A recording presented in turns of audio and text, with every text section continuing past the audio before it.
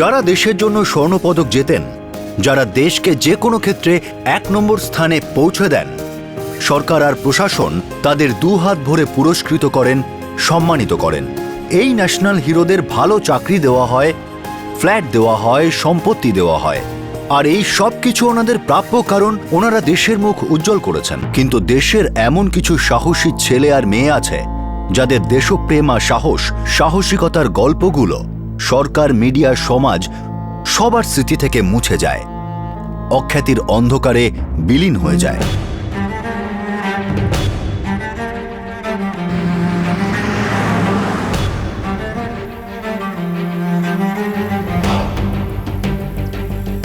বললাম তো তোমাদের দুজনকে, স্যার এখন অফিসে নেই। তো উনি কবে ফিরবেন? সেটা তো বলতে পারবো না, 2 দিন, 7 দিন, 15 দিন, 1 মাসও হতে পারে।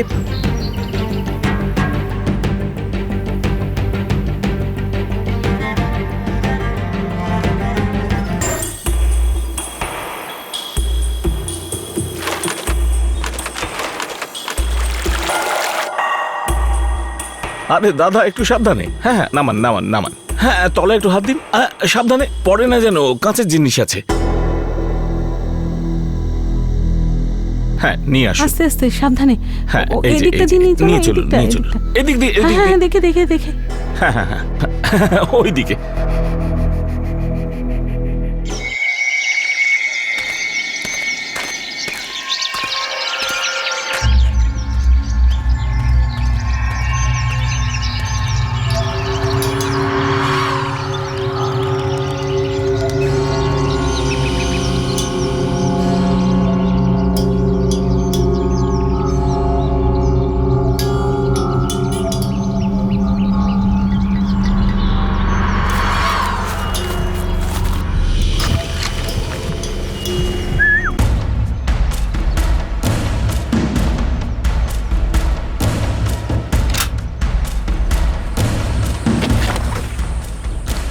ভয়ের কিছু নেই, ও আমাদের মন্টু।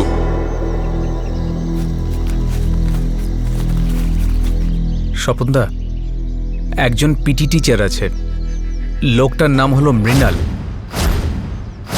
বাড়িতে আজকাল অনেক কেনাকাটা হচ্ছে, টিভি, ফ্রিজ, আরও কত কি।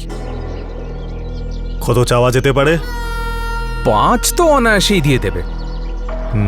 চিরু, গোপী, এই কাজ তোমরা দুজন করবে। আর হ্যাঁ, পরশুর মধ্যে টাকা হাতে পাওয়া চাই। এর বেশি অপেক্ষা করা উচিত হবে না, আমাদের গুলি প্রায় শেষ হবার মুখে। এইটা মোবাইল নাম্বার মৃণাল চৌধুরীর, একটু সামলে। ও কিন্তু একটু পালোয়ান গোছের লোক। মধুদা, ভেতরে রাবার ছিল? ছিল না। ছিল। যখন স্যার আমাকে এই বক্সটা দিয়েছিল তখন সব ছিল এর মধ্যে। তুমি ধরেছো কেন? তোরা দিন দিন কি ছোট হয়ে যাচ্ছিস নাকি? সকাল সকাল শুরু করে দিলি। মা, দাদা আমার এই বক্স থেকে রাবারটা হারিয়ে ফেলেছে। ও মিথ্যে কথা বলছে, আমি ওর রাবারে হাতই দিইনি। ঠিক আছে ঠিক আছে ঠিক আছে রতন, এখানেই কোথাও হবে, আমি খুঁজে দেব। এখন চলো, স্কুল যেতে হবে, অনেক দেরি হয়ে গেছে, চল। এরপরে যদি তুই আমার বক্সটা ধরেছিস তোকে দেখে নেব। আগে নিজের মুখটাকে আয়নায় দেখ।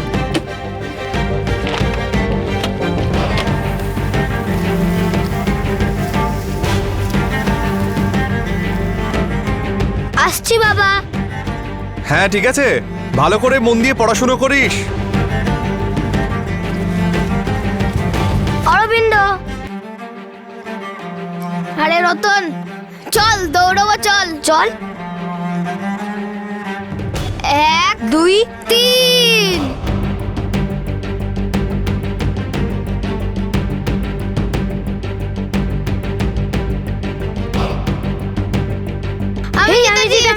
আমি জিতেছি। আরে বাবা, এটুকুতেই হাঁপাচ্ছিস? আরে তোদের বাড়ি থেকে স্কুল মাত্র 1 কিলোমিটার দূরে, আর তাতেই এই হাল। কামান ফার্স্ট ক্লাসে ঢোকো। চলো চলো চলো, শাবাশ। চলো ক্লাসে যাও। Hello hello, Mrinal Chowdhury. হ্যাঁ বলছি। 5 লাখ টাকা তৈরি রেখো, কাল আমরা আসছি। 5 লাখ? কে বলছেন আপনি? এলজি। কিন্তু কিন্তু আমি তো কোনোভাবেই কোনো দোষ করিনি রে ভাই। টাকা না দিলে বেইমানি করা হবে আমাদের সাথে, সমস্ত অসম সংগঠনের সঙ্গে। আর বেইমানদেরকে আমরা একদম শেষ করে ফেলি, পুরো পরিবারের সাথে। না না, কাল সকালে 5 লাখ টাকা। আগামীকাল 5 লাখ। 2004 সাল উত্তর পূর্ব ভারতের রাজ্য অসমে বিচ্ছিন্নতাবাদী সশস্ত্র সংগঠনগুলোর মধ্যে পাওয়ার স্ট্রাগল চরমে পৌঁছেছিল। সাধারণত এই অর্গানাইজেশনগুলোর ফান্ডিং এক্সটর্শন আর কিডন্যাপিং এর মাধ্যমে হতো। বিচ্ছিন্নতাবাদীর মন্ত্রে দীক্ষিত এই যুবকেরা 24 ঘন্টা সশস্ত্র বাহিনীর সঙ্গে লড়াই করছিল। ওদের প্রতি মুহূর্তে ফান্ডিং এর প্রয়োজন ছিল, অস্ত্রের জন্য, খবর কেনার জন্য, বেসিক্যালি বেঁচে থেকে লড়াই করার জন্য। রাজধানী গুয়াহাটি থেকে প্রায় 40 কিলোমিটার দূরে কামরূপ জেলায় ডাকুয়াপাড়া গ্রাম অবস্থিত। সেখানকার একটা স্কুলের পিটি টিচারের থেকে এএলজি নামক বিচ্ছিন্নতাবাদী দল 5 লাখ টাকা দাবি করে, আর সেটা পূরণ করার জন্য মাত্র 1 দিন সময় দেওয়া হয়।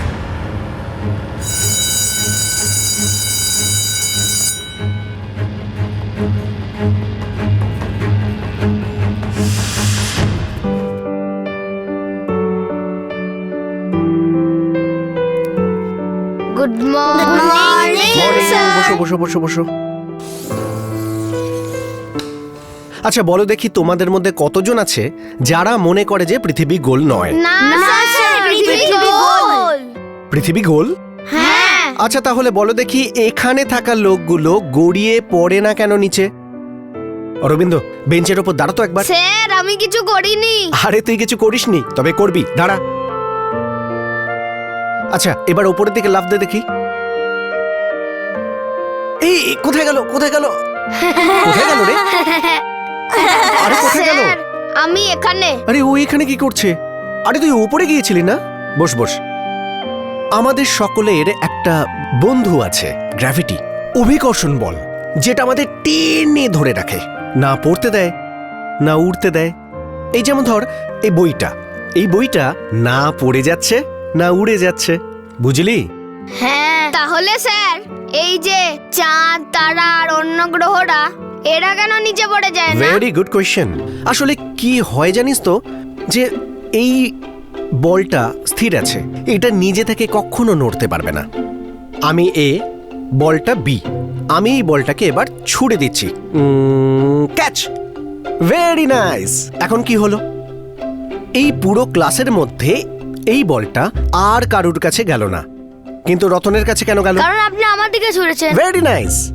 আসলে বিষয়টা হলো, আমি একটা বল প্রয়োগ করে এই বলটাকে একটা নির্দিষ্ট দিশায় পাঠালাম। একটা জিনিস মনে রাখিস, কোনো জিনিস নিজে থেকে 1 ইঞ্চিও সরতে পারে না যদি না বাইরের কোনো শক্তি এসে ওর ওপর প্রভাব বিস্তার করে। এটা হলো নিউটনের প্রথম সূত্র, ল অফ ইনার্শিয়া, বুঝলি? Yes sir. Very good.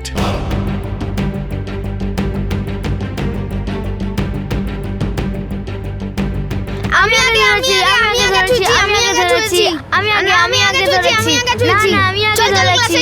চল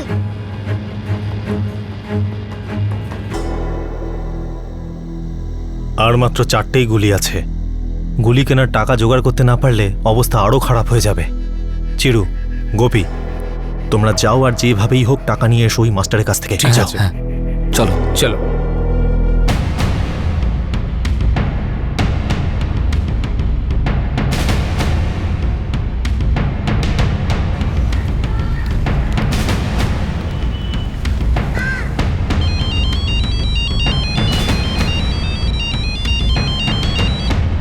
হ্যালো মাস্টারমশাই, চুপচাপ স্কুলের উঠোনে এসে টাকাটা আমাদেরকে দিয়ে যাও। আরে ভাই শুনুন, আপনি তো আমার কথা শুনছেন না। বাইরে এলে শুনবো, টাকাটা আমাদেরকে দিয়ে দাও।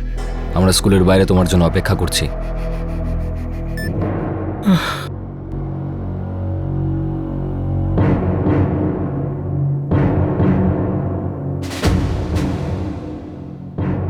মৃণাল স্যার, আপনাকে চিন্তিত লাগছে?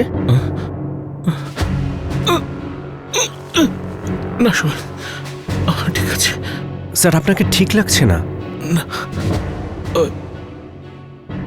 LG, Assam liberation group?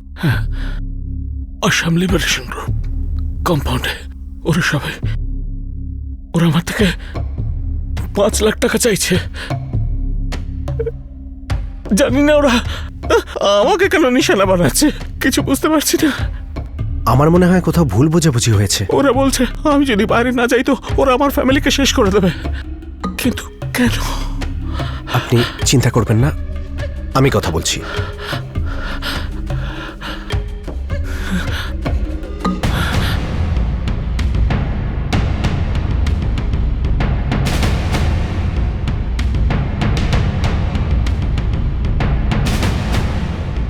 টাকা কোথায়? দেখুন 2 মিনিট আগে কথা বলি আমরা। আগে টাকা দাও। টাকা কোথায়? দেখুন আপনাদের কোথাও একটা ভুল হচ্ছে, টাকা নেই। ভুল তুই করছিস মৃণাল মাস্টার। দেখুন আমরা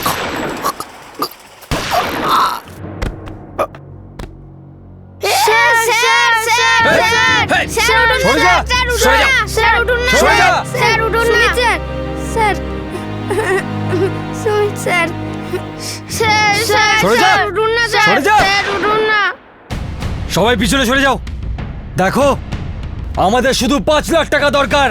যার কাছে যত টাকা আছে নিয়ে চলে এসো, না হলে আমরা সবাইকে মেরে ফেলবো। আমাদের কাছে গ্রেনেডও রয়েছে, সবাইকে মেরে ফেলবো। তাড়াতাড়ি করো, তাড়াতাড়ি করো।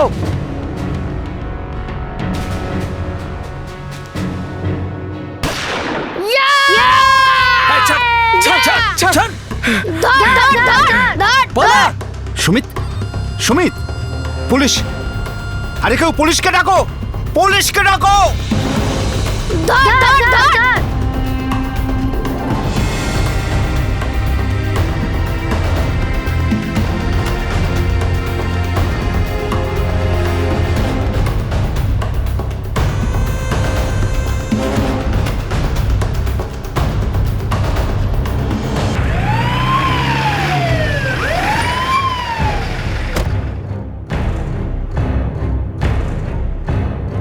অ্যাম্বুলেন্সকে খবর দাও তাড়াতাড়ি। Yes sir. কোন দিকে গেছে? ওরা জঙ্গলের দিকে পালিয়েছে অফিসার, আর আমাদের 2জন স্টুডেন্ট ওদেরকে তাড়া করেছে। রতন আর অরবিন্দ ওদের পিছনে ছুটেছে। একটা ইউনিট এখানেই থাকবে, আমি নাগেশ আর চেতনকে নিয়ে জঙ্গলের দিকে যাচ্ছি। Okay, sir. Come on, fast চলো।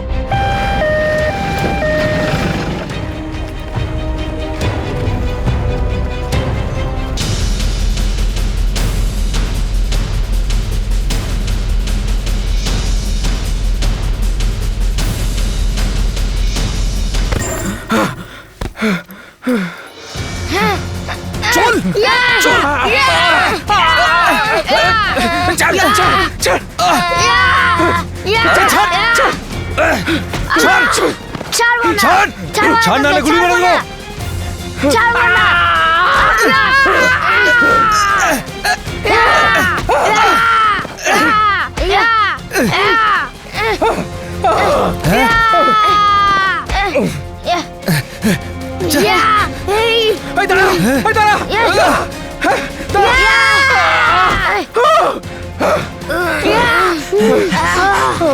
ধরো ধরো একে। Yes sir. আচ্ছা তুমি ঠিক আছো তো? ওরা তো 2জন ছিল। একজন ভয় পালিয়ে গেছে। ধরো বেটাকে, ছাড়বে না। স্যার সুমিত স্যার স্যার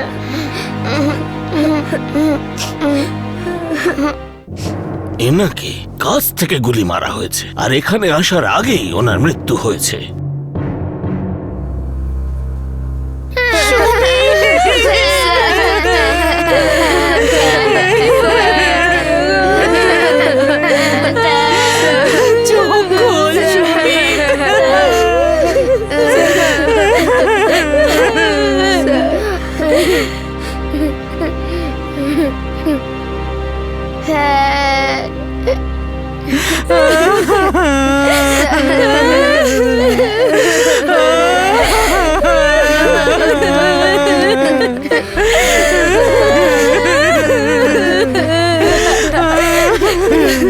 বছর বয়সী সায়েন্স টিচার সুমিত বড়ুয়া নিজের কলিগের হয়ে বিচ্ছিন্নতাবাদীদের সঙ্গে কথা বলতে গেছিলেন, কিন্তু ওরা সুমিতকে হত্যা করে।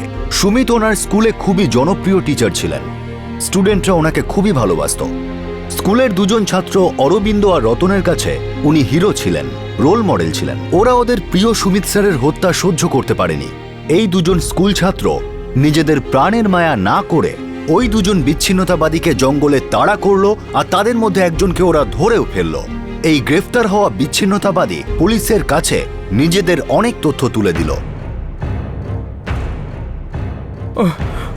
ওই আমাদের প্লাটুন। প্লাটুন? প্লাটুন তো সাহসী সেনাদের হয়, তোরা শালা একটা ভীতু আতঙ্কবাদী। তোদের কি হয় জানিস? গ্যাং হয়, গ্যাং। কি হয়? বল কোথায় লুকিয়েছে? স্যার জঙ্গলের ভিতরে 20 কিলোমিটার।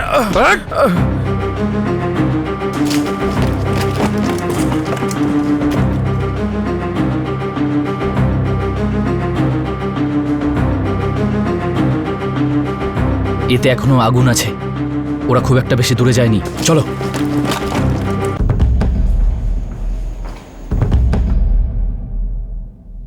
আমাদের ফরমেশনস ক্রমাগত এগোচ্ছে। দুজন ধরা পড়েছে আর বাকি টেররিস্টরা জঙ্গলের গভীরে চলে গেছে। স্যার একদিন তো বেরোবেই, আর কতদিন থাকবে ওরা যতই গভীরে যাক আমরা ছায়ার মতো ওদের অনুসরণ করব। বাই দ্য ওয়ে, ওই ধৃত ব্যক্তি কিছু বললো? ওদের সর্দারের নাম স্বপন বড়ুয়া। স্বপন বড়ুয়া, এই নামটা তো আমাদের ইন্টেলিজেন্স রাডারেও আছে। এখন আমরা স্কুলটাকে পুরো ঘিরে রেখেছি, আমরা পুরোপুরি প্রস্তুত।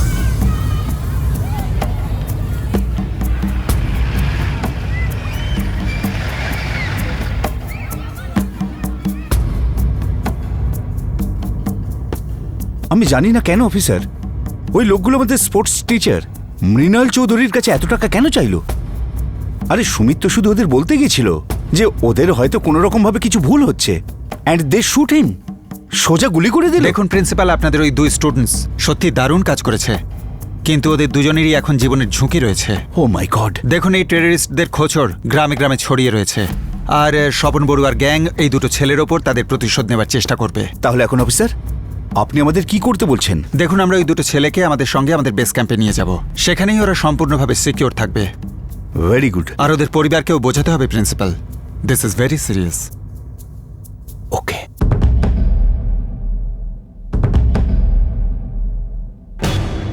আপনাদের বেস ক্যাম্পে আমাদের ছেলেদের রাখবেন কেন স্যার? সাহেব, ওরা কি ওদের নিজেদের গ্রামে সুরক্ষা পেতে পারে না? দেখুন, আপনাদের ছেলেরা একজন ভয়ঙ্কর সন্ত্রাসবাদীকে ধরে আমাদের হাতে তুলে দিয়েছে, কাজেই দলের লোকেরা এখন ওদের পিছনে পড়ে যাবে। ওদের দুজনকে এখানে আমাদের পক্ষে প্রোটেকশন দেওয়া খুব শক্ত। বেস ক্যাম্পই সবচেয়ে ভালো জায়গা, অন্তত কিছুদিনের জন্য। কিছুদিনের জন্য? কতদিনের জন্য স্যার? আমরা যতদিন না বুঝবো ওরা সম্পূর্ণ নিরাপদ। কিন্তু সাহেব, ওদের স্কুল? অর্ণববাবু, মলয়বাবু, আপনাদের ছেলেরা আপনাদের দেশের, স্কুলের, অসমের সবার মাথা উঁচু করে দিয়েছে। ওরা যেটা করেছে সেটা রোজ রোজ হয় না, আর আমরা জানি যে ওরা দুজনেই খুব ছোট। ওদের বাড়ি আছে, স্কুল আছে, সবকিছু আছে, কিন্তু অ্যাডজাস্ট করতেই হবে। স্কুল মিস করতে হবে। কি বলছেন সাহেব? সামনে পরীক্ষা রয়েছে, ওদের তো পুরো বছরটা নষ্ট হয়ে যাবে। না, হবে না। আমি প্রিন্সিপালের সাথে কথা বলেছি যাতে এরা ফিরে এসে সব পরীক্ষা দিতে পারে। তার মানে আপনি এদের ওখানে দীর্ঘদিন থাকার জন্য নিয়ে যেতে চাইছেন? আপনারাও তো আপনার বাচ্চার দীর্ঘায়ু চান, তাই প্লিজ আমাদের সাথে কোঅপারেট করুন।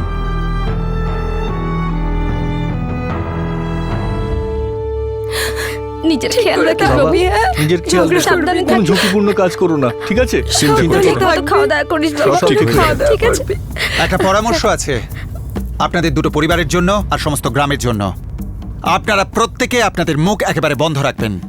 আপনারা কেউ এই ছেলে দুটোর ব্যাপারে, এই ঘটনার ব্যাপারে বা কোনো কিছুর বিষয়ে কারোর সঙ্গে কোনো কথা বলবেন না। সময় খুব খারাপ যাচ্ছে, কেউ এই বিশ্বাসযোগ্য নয়, ঠিক আছে?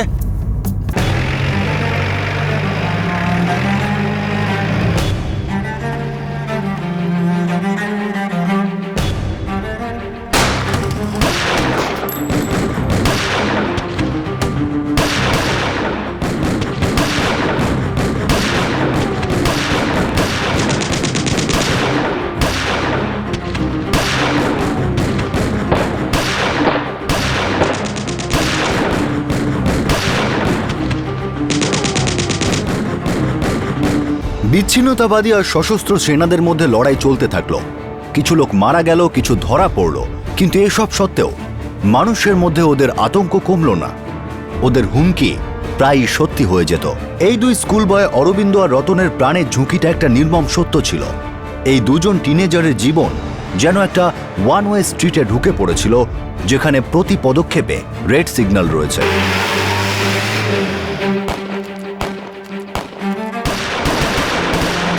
সাবধান! অল ব্যাটালিয়ন বাই মুর! পরেড আগে সে তেজ চল!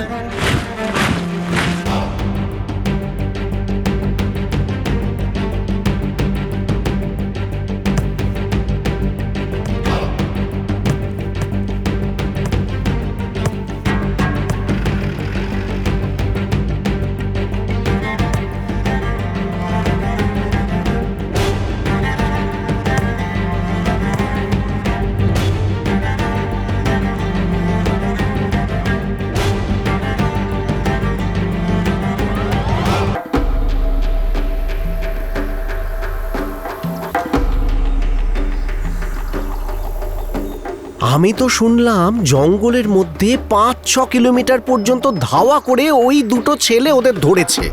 ওরা দুজনে কোন ক্লাসে পড়ে? না দাদা, ওটা ঠিক আমার জানা নেই। নামটা তো তুমি জানো না। ওয়েলকাম টু বিটেন world. How may I assist you?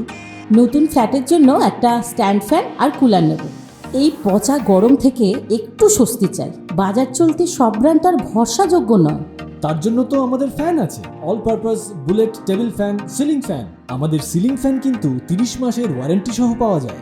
আছে ফারাটা 2 বছরের ওয়ারেন্টি, 17 থেকে 20 মিটার এয়ার ফ্লো, মধ্যবিত্তের সাধ্যের মধ্যে একমাত্র ভরসাযোগ্য ব্র্যান্ড বিটেন। আমাদের কুলারের কিন্তু অনেক range, 45 litres, 50 litres, 70 litres, 90 litres, 110 litres. Honeycomb সহযোগে বিটেনের সব কুলারের ওয়ারেন্টি 1 বছর। চেনা হাওয়ায় অচেনা অনুভূতির জন্য একমাত্র আদর্শ বিটেন। গরমে স্বস্তি পেতে বিটেনের ফ্যান হোক বা কুলার, আজই আনুন বাড়িতে। Beaten, digitally years. দাদা, যখন ফৌজিরা এখানে এসেছিল তখন আপনি কোথায় ছিলেন? এখানে ছিলেন না বুঝি? না, ছিলাম না। কেন? আরে ওই বাচ্চা দুটোর নাম নিলে না তো ঠাই ঠাই ফৌজিরা আপনাকে মেরে ফেলবে। হ্যাঁ, তার মানে ছেলে দুটো এখন ফৌজিদের কাছে, ওদের ক্যাম্পে না? না দাদা, ওসব আমি জানি না।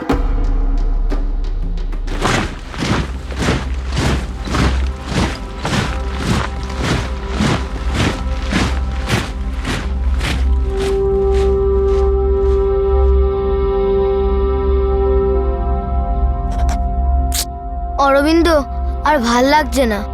আর আমারও ভাল লাগছে না। মেজর সাহেবের সঙ্গে কথা বলবো? 1 মাস হয়ে গেল এখানে এসেছি। আই আন্ডারস্ট্যান্ড বয়েজ, এই পরিবেশে তোমরা অভ্যস্ত নও, কিন্তু ওরা তোমাদের ধরবার জন্য ওত পেতে আছে।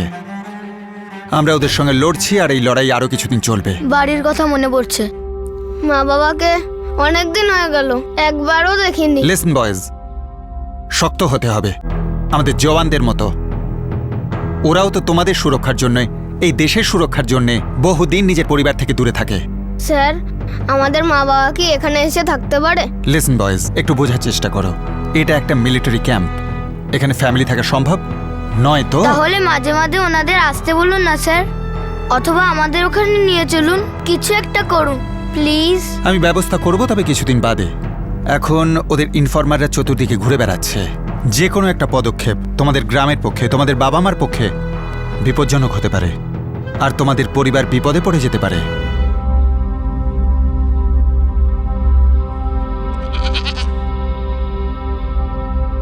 দু মাস হয়ে গেল, রতনের কোনো খবর নেই। আমি ফৌজিদের সঙ্গে কথা বলেছি পারমিতা। ওরা বললেন যে এটা উচিত সময় নয় ওদের এখানে নিয়ে আসার। জানি না কি হবে।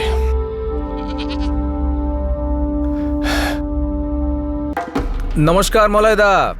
নমস্কার। নমস্কার মলয়দা, এই তোমার ছেলে অরবিন্দকে কয়েকদিন দেখছি না যে। ওকে আমি গৌহাটি পাঠিয়েছি পড়ার জন্য। ও আচ্ছা আচ্ছা আচ্ছা। তা গৌহাটিতে কোথায়? বড় স্কুল আছে না, কমিউনিট। আচ্ছা আচ্ছা। আর ওই যে আমাদের অর্ণবদা ছেলে রতন, ও কি গেছে নাকি তোমার ছেলের সঙ্গে গৌহাটি?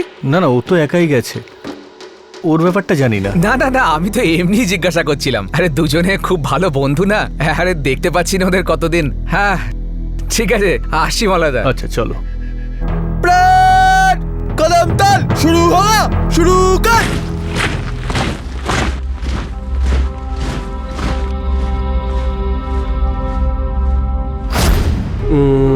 Catch, very nice.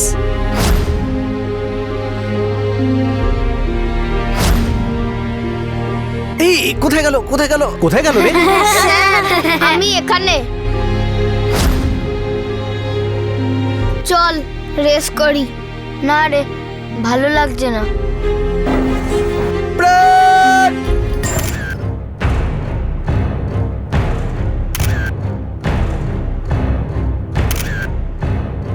2004 সালে শেষ হলো, 2005-এ শুরু হলো। বিচ্ছিন্নতাবাদী আর প্রতিরক্ষা বাহিনীর মধ্যে প্রবল লড়াই চলছিল। এই আলাদা আলাদা গ্রুপগুলো ছড়িয়ে পড়ল, ভাঙতে লাগলো। অবশেষে বিচ্ছিন্নতাবাদী কার্যকলাপ কমে যেতে শুরু করলো। অনেক বিচ্ছিন্নতাবাদী মৃত্যুর সঙ্গে লুকোচুরি খেলে হতাশ হয়ে স্যারেন্ডার করলো। এই সমস্ত যুবকেরা নর্মাল জীবন কাটাতে চাইছিল, আর এই সমস্ত কারণে অরবিন্দ আর রতনের কাছেও নিজের নিজের বাড়ি ফেরার সুযোগ এলো।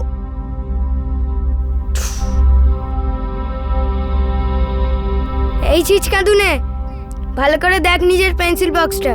সব জিনিসগুলো ঠিকই আছে, কোনো জিনিস এদিক থেকে ওদিক যায়নি, বুঝেছিস?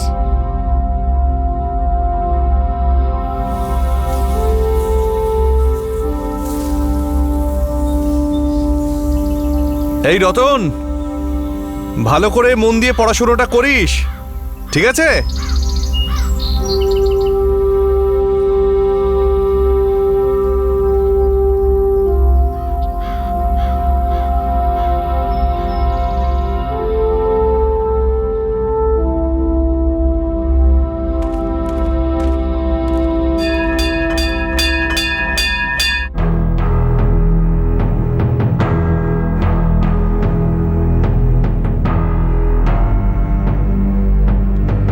রতন আর অরবিন্দ, আমরা সমস্ত শিক্ষক আর বোর্ড সবাই জানি যে তোমাদের উপর কি ঝড় গেছে। এতদিন ধরে স্কুলের বাইরে থাকা, পড়াশোনার বাইরে থাকা খুব একটা সহজ কাজ নয় বাবা। কিন্তু বাবা, জীবনে উন্নতি করতে গেলে এক্সাম তো তোমাদের দিতেই হবে। সেই জন্য আমরা স্কুল কর্তৃপক্ষ সিদ্ধান্ত নিয়েছি যে তোমাদের দুজনের জন্য দ্বিতীয়বার এক্সাম নেওয়া হবে। কিন্তু হ্যাঁ, এক্সাম তোমাদের পাশ করতেই হবে।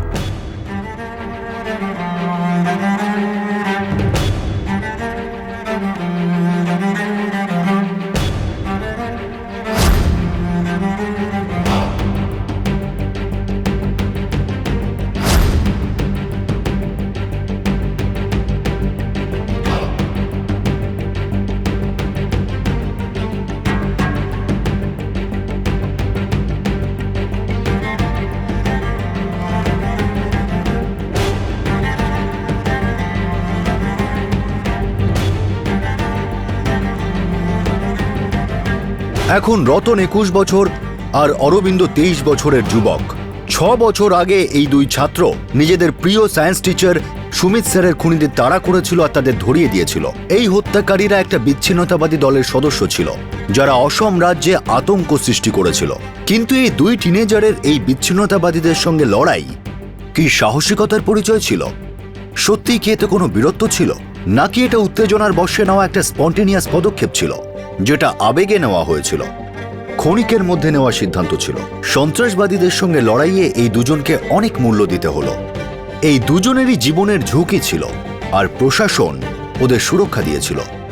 কিন্তু সুরক্ষার সেই কবচ ওদের নিজের পরিবার থেকে, একটা নর্মাল জীবনের থেকে অনেক দূরে সরিয়ে দিয়েছিল। ওদের প্রতিরক্ষা বাহিনীর সিকিউরিটিতে আনার সময় বয়স ছিল মাত্র 15 বছর আর 13 বছর। এটা কি অসম্ভব ছিল যে ওরা দুজন নিজেদের বাড়িতে নিজের পরিবারের লোকেদের তত্ত্বাবধানে নিজেদের শৈশব পার করত? শেষ পর্যন্ত এই 6 বছরে এই ছেলে দুটোর কি অবস্থা হয়েছিল? ওরা বেসিক সার্ভাইভালের জন্য দয়া প্রার্থী কেন? দুজন নিজের নামের সঙ্গে লাগা হিরোর ছাপটা মুছে শুধু সার্ভাইভ করার চেষ্টা কেন করছিল? কালকের এপিসোডে আমরা আপনাদের দেখাবো এই স্পেশাল কেসের শেষ আর অন্তিম অংশ, যেখানে ক্রাইম পেট্রোলের টিম এই দুই যুবকের কথা তুলে ধরল আর প্রশাসনের দরজায় কঠোর করাঘাত পড়ল।